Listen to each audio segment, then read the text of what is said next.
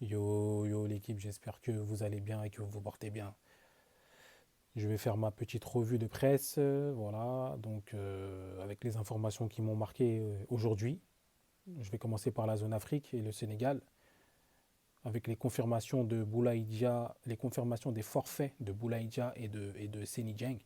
Boulaïdia qui avait été touché en Serie A avec son club de la Salernitana, à l'ischio jambier gauche, et Seny Dieng aussi lors de son dernier match de Championship. Donc, ils sont remplacés par respectivement Bamba Dieng et Alfred Gomis. Voilà, Bamba Dieng, je sais que lors de la dernière CAN, il a été top. Il nous avait mis 5 buts. Voilà, et souvent en sortie de banc, il a été très décisif. Je repense aussi à son tir au but concrétisé face à l'énorme gardien égyptien lors de la séance de tir au but historique pour le Sénégal. Il nous avait fait un tir plein de sang-froid en pleine lucarne.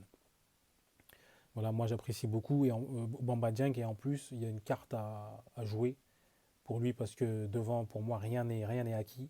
Habib Diallo, qui est muet depuis quelques temps, il a énormément de mal à marquer aussi en Arabie Saoudite dans son nouveau club, alors que l'année dernière à Strasbourg il a été excellent. On a Nicolas Jackson qui certes marque quelques buts à Chelsea, mais il a énormément de mal à s'adapter et il a beaucoup de problèmes en termes de finition.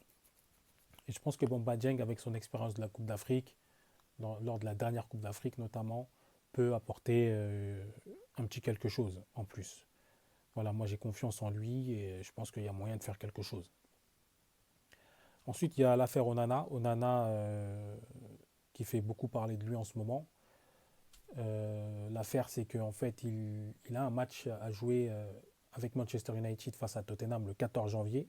Le Cameroun joue le 15 janvier face à la Guinée de Sékou Guirassy. Et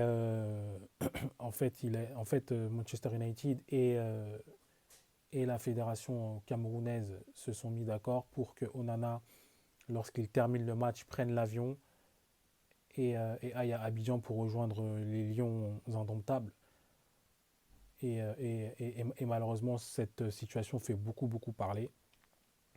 Il était convenu à la base qu'il joue le lendemain du match face à Tottenham. Et finalement, il ne jouera pas face à la Guinée et il jouera directement face au Sénégal. Donc voilà, dites-moi quels sont vos avis par rapport à cette situation un peu délicate. Voilà, Onana qui fait souvent parler de lui en sélection. La dernière fois qu'il avait fait parler de lui en sélection, c'était lors de la Coupe du Monde 2022, où il avait quitté ses partenaires suite à une prise de tête, hein, je pense, il me semble que c'était avec Rigobert Song. Donc voilà, il avait décidé à la suite de cette altercation de prendre sa retraite internationale et il est revenu depuis. Mais là encore, il refait encore parler de lui avec cette histoire. Donc il faudra voir comment est-ce que ses coéquipiers vont l'accueillir, si ça ne va pas jeter un froid dans le groupe, etc. Donc à voir, une situation délicate.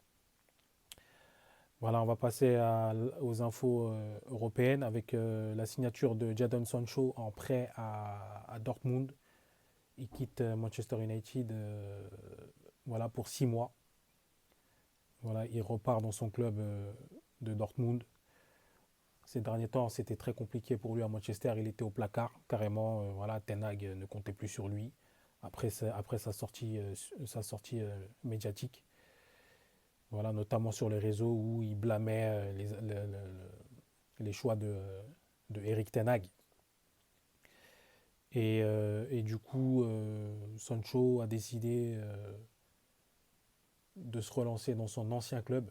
Donc à voir si ça va être bénéfique pour lui ou pas. Voilà, c'est un joueur qu'il faudra suivre lors de la deuxième partie de saison. Ensuite, il y a eu le Real Madrid qui s'est imposé 5 buts à 3 face à l'Atlético Madrid lors de la Super Coupe, la demi-finale de la Super Coupe.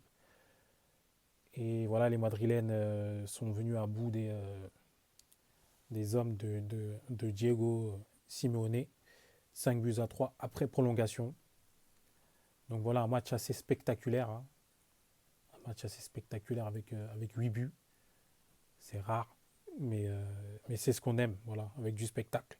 Avec un grand Griezmann, hein, un grand Griezmann qui nous a sorti un magnifique but et qui a battu un record. Il est le seul, il est maintenant le seul meilleur buteur de toute l'histoire de l'Atlético Madrid avec 174 buts. Voilà, il était à 173. Il a dépassé Luis Aragonès, le grand Luis Aragonès. Donc voilà, félicitations à Antoine Griezmann et beaucoup de respect pour sa carrière. Même si pour moi, il lui manque quand même la Liga. C'est dommage, il lui manque la Liga. Après, bon, le championnat n'est pas terminé, on ne sait pas ce qui peut se passer, hein.